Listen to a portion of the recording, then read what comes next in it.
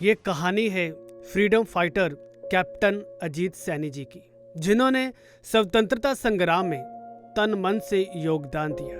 वह आईएनए में एक जाबाज सैनिक थे, जिन्होंने नेता सुभाष चंद्र बोस के नेतृत्व में तथा जनरल मोहन सिंह जी की अगुवाई में आईएनए के मोर्चे में जर्मन फौजियों की बमबारी के साए में, घने जंगलों में, बंकरों में आज़ाद हिंद समाचार पत्र और आज़ाद हिंद रेडियो के जरिए गुलामी की जंजीरों में जकड़ी भारत माता को आज़ाद करवाने में उनके अहम योगदान की ये है एक अमर कहानी।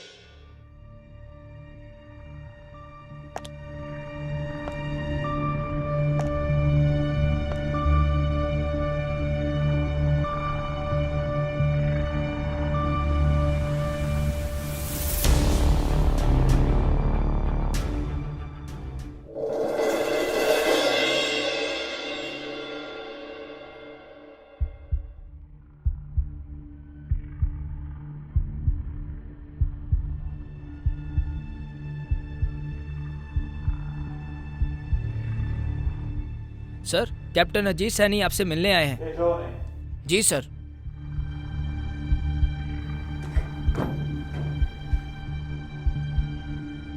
सर।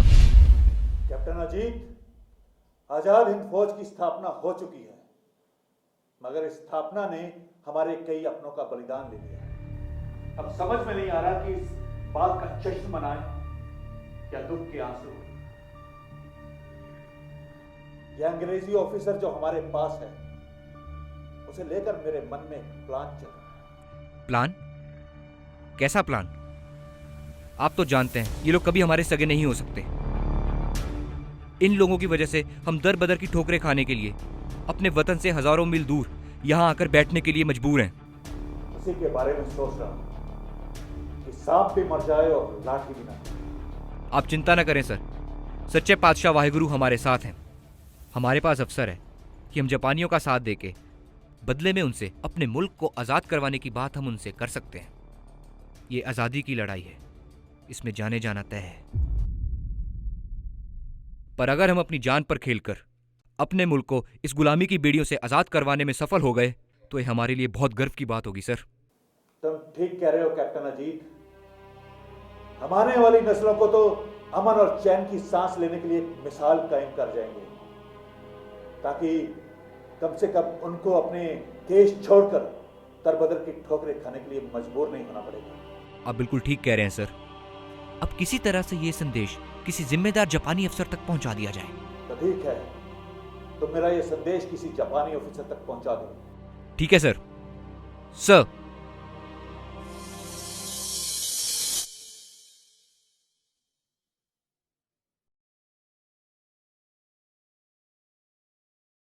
आओ मोहन सिंह, आओ। How are you? Fine sir. Have a seat. Have a seat Mohan Singh. Thank you sir, thank you. So general Mohan Singh, आपका एक सोल्जर हमारे पास आया था। वो हमें बता रहा था कि आप हमसे मिलना चाहते हैं, तो बताइए हम आपकी क्या मदद कर सकते हैं। सर, जैसा कि आप जानते ही हैं कि आज़ाद हिंद फौज की स्थापना हो चुकी है, और हम ये चाहते हैं कि आपके सैनिक और हमारे सैनिक मिलकर अंग्रेज़ों पर हमला करें, ताकि हमारा वतन इस गुलामी की जंजीरों से आज़ाद हो सके। और अंग्रेज़ों का एक ऑफिसर हमारे कब्जे में है, जिसे लेकर मेरे मन में एक प्लान है। और वो प्लान ये है कि ना तो हम उसे मारेंगे और ना ही उसे छोड़ेंगे, बल्कि उसे बंदी बनाकर रखेंगे। और जब हमारे और आपके फौजी मिलकर अंग्रेजों के फौजियों पर हमला करेंगे, तो हम उन्हें कब्जे में लेकर उन्हें मारेंगे नहीं, बल्कि उन्हें बंदी बनाएंगे और फिर अंग्रेजों से बात करेंगे। और उसके लिए हमें आपकी सहायता की बहुत जरूरत है। General Mohan Singh, I am glad to hear your plan. अगर तुम लोग पाक साफ नियत से काम करते रहे तो एक पंथ और दो काज हो जाएंगे। हम भी जीत जाएंगे और आप भी आजादी की सांस ले सकेंगे। आपका समझौता हम स्वीकार करते हैं। Thank you sir. तो समझो, आपकी आजादी आपसे ज्यादा दूर नहीं। पर मेरी एक शर्त है। शर्त? शर्त यह है कि आप उन अंग्रेजों को मारेंगे नहीं, बल्कि बंदी बनाकर रखेंगे। ठीक है, ऐसा ही होगा। लेकिन हमारी हजारों फौजें इस काम के लिए तैयार हो चुकी हैं। बस एक काम करना है।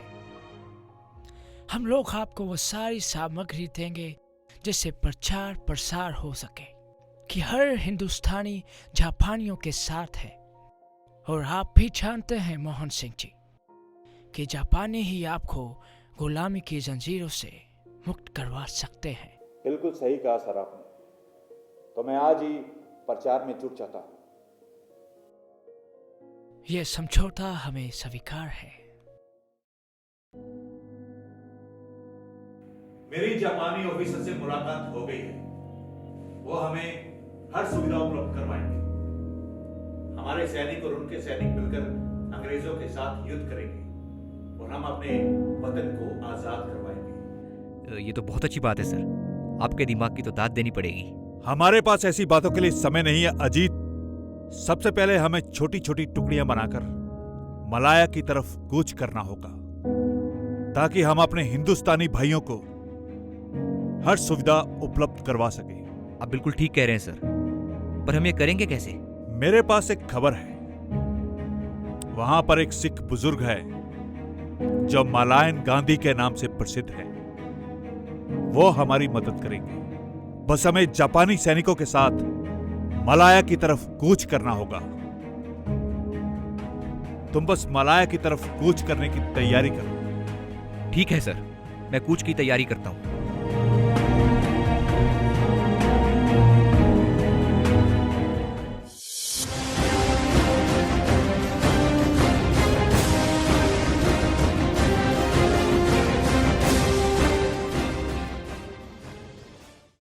मिस्टर फ्यूजीवारा, जापानी सैनिकों और आईएनए के सैनिकों ने मिलकर अंग्रेजी सेना को खदेड़ दिया है। और यह सब हमारे सैनिकों का ही कमाल है, जिन्होंने यह साबित कर दिया है कि हिंदुस्तान की मिट्टी के लहू से भी आवाज आती है कि हमें आजादी चाहिए। और फिर हम सब तो हार्ड मास के पुतले हैं। लोग जनरल मोहन सिंह, जापानी अपने ऊपर कोई ऑफिसर नहीं चाहते। इससे फौजियों में अराजकता का माहौल बन सकता है। और वैसे भी फौज किसी की निजी संपत्ति नहीं है मोहन सिंह। इसे हम किसी एक के हाथ में नहीं सौंप सकते। इसलिए तुम्हें अरेस्ट किया जाता है। Soldiers, arrest him. जापानी अफसर फ्यूजीवारा द्वारा जनरल मोहन सिंह को बंदी बना लिया जाता है और उनके साथ 3000 और अफसरों को भी बंदी बना लिया जाता है।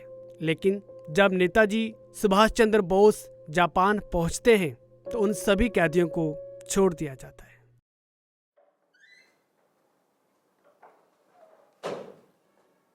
आइए जनरल मोहन जी। नेताजी, ये कैप्टन अजीत सैनी है, जो हमारी आजाद हिंद फौज के बहुत ही जाबाज ऑफिसर हैं। बरखुरदार, मैं तुम्हें बहुत ही जरूरी कार्यभार सौंपने वाला हूं। मुझे जनरल मोहन ने आपके बारे में बताया। ये भी बताया कि आप ब्रिटिश सेना छोड़ के यहां पे आए हो। पर जंग में हर फौजी का किरदार अलग है। आपका किरदार यह है कि आप एक फौजी होने के साथ साथ आजाद हिंद रेडियो का कार्यभार संभालोगे। और जो मैं नारा तुम्हें देने जा रहा हूं, जय हिंद, इसका अनाउंस आप रेडियो से करोगे और लोगों में जोश भरोगे। सर, आपने जो ये जिम्मेदारी मुझे सौंपी है, मैं आपसे वादा करता हूं इस जिम्मेदारी को मैं पूरी ईमानदारी और निष्ठा से निभाऊंगा। आज से ये जय हिंद का नारा हर सलूट के साथ जाएगा। जय हिंद, जय हिंद।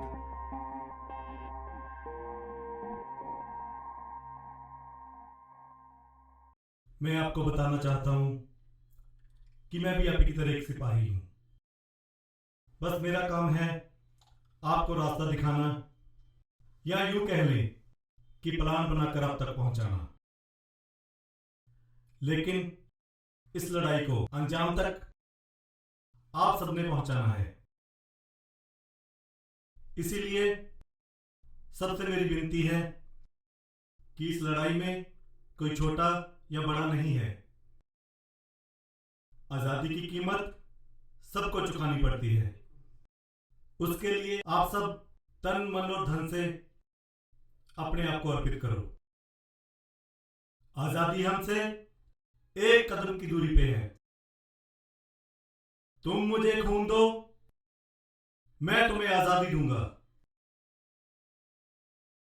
यहां से सबसे पहले एक अखबार निकालने का निर्णय लिया गया है, जो 3 भाषाओं में होगा, जिसके सहायक संपादक अजीत सैनी जी होंगे। जय हिंद।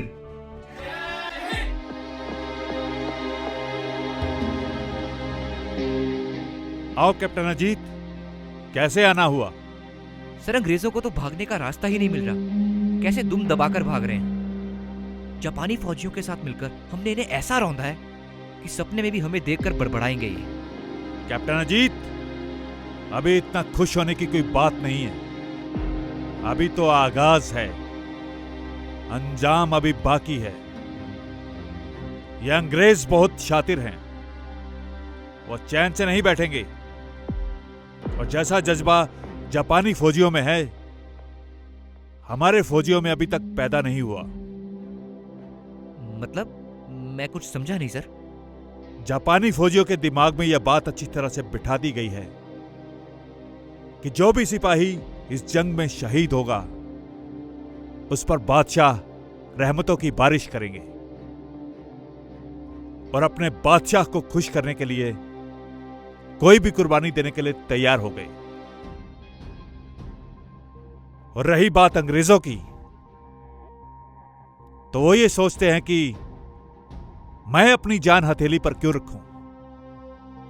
मेरी तो अभी अभी नई नई शादी हुई है, और मैंने तो अभी तक स्टेला को जी भर कर देखा भी नहीं। आप ठीक कह रहे हैं सर। मैंने देखा है, जापानी फौजी अपने शरीर के साथ बम बांधकर अंग्रेजों के टैंक के आगे लेट जाते थे और उनके सारे टैंक तबाह कर देते थे। उनके पास जापानियों जितने हथियार तो नहीं थे, लेकिन जितने थे उन्हें जापानियों ने नष्ट कर दिया। आपने देखा नहीं, हमारी फौज भी इतनी शिद्दत से लड़ी है, हमने मलाया और सिंगापुर दोनों पर कब्जा कर लिया है। कैप्टन अजीत, आज मैं तुम्हें एक अहम जिम्मेदारी सौंपने जा रहा हूं। कहिए सर।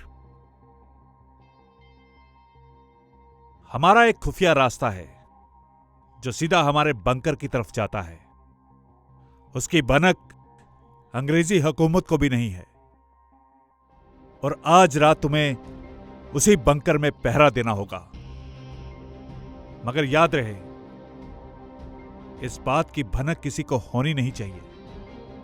आप चिंता न करें सर, मैं इसके लिए कोई भी कुर्बानी देने को तैयार हूं, लेकिन उस बंकर पर मैं कोई आंच नहीं आने दूंगा। मुझे तुम पर गर्व है कैप्टन अजीत, गर्व है। सर,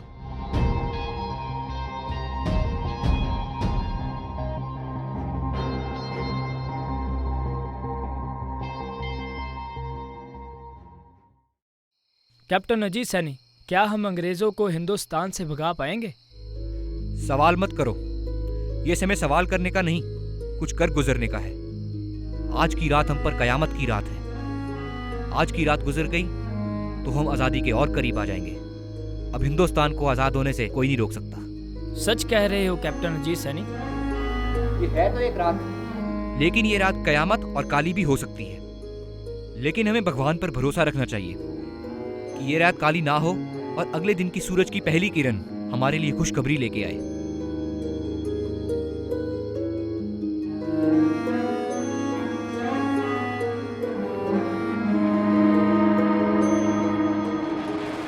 कैप्टन अजीत सैनी, आज रात तुम इसी बंकर में ड्यूटी दोगे और यह बंकर एक खुफिया बंकर है। अगर किसी जर्मन फौजी को इसका पता चला तो हमारी बहुत सी सेना तबाह हो सकती है। अब तुम्हारे हवाले है वतन की इज्जत और आरज़ू। तुम चिंता ना करो मेरे दोस्त, मेरा नाम अजीत है। अजीत अपनी मौत से नहीं डरता, चाहे इसके लिए मुझे कोई भी कीमत चुकानी पड़े। मुझे तुमसे यही उम्मीद थी।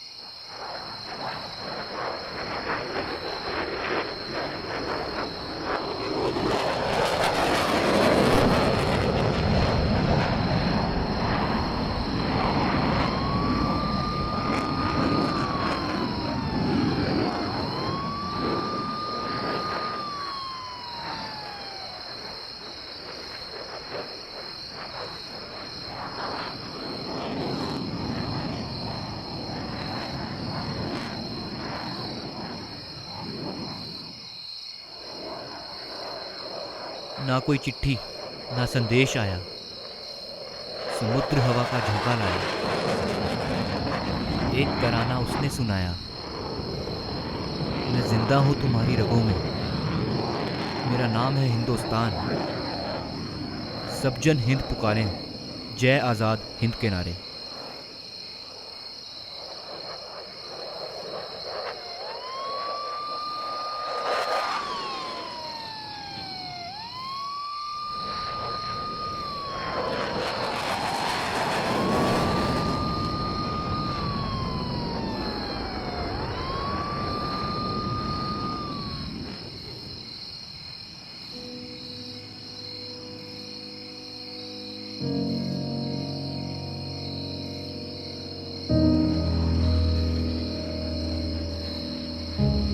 मुझे माफ कर दो,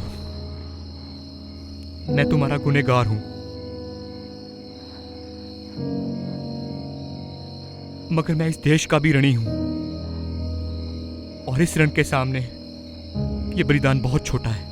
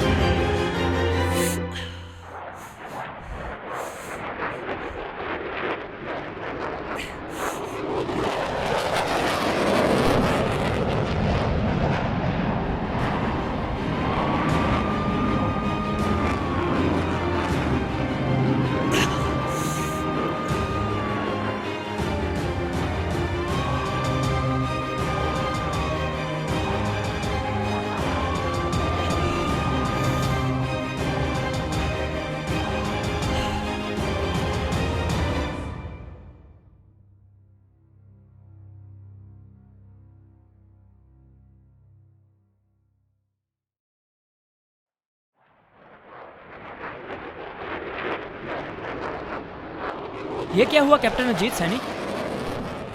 कुछ नहीं, रात को एक सांप काट गया था, तो मैंने रुमाल बांधकर जहर को आगे बढ़ने से तो रोक दिया है। अब बस आप मरहम पट्टी करवा दें। चलिए कैप्टन अजीत सैनी।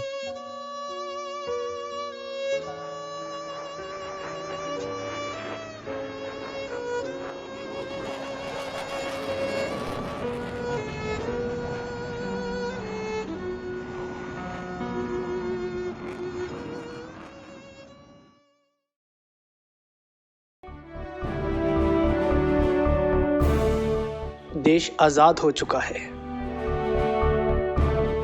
कैप्टन अजीत सैनी और जनरल मोहन सिंह पर भारत में केस चलता है। आखिर में वो केस जीत जाते हैं और खुशी खुशी झूमने लगते हैं। अजीत जी, आपका खत आया है।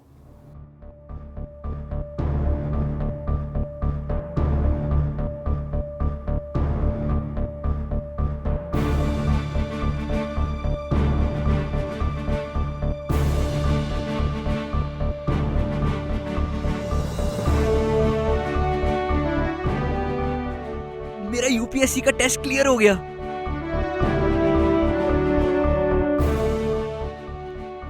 अब मुझे रेडियो में नौकरी मिल गई।